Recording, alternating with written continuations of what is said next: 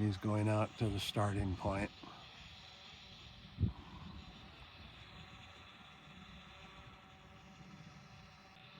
Okay. I can't hear you. Ground level.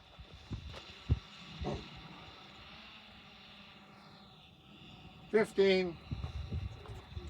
Let me go back to 10. Okay, there's 10 feet.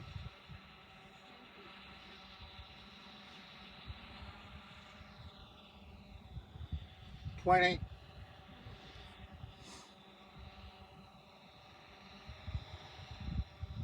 25.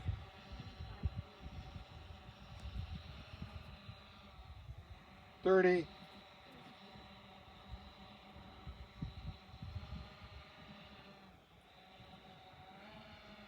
40.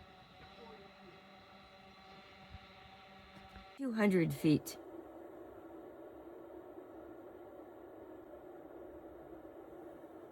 350.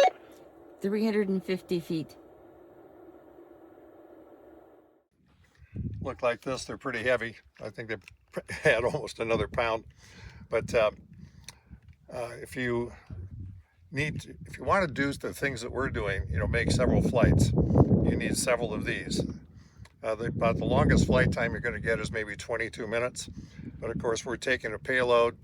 The other signal source actually weighs a little over a pound.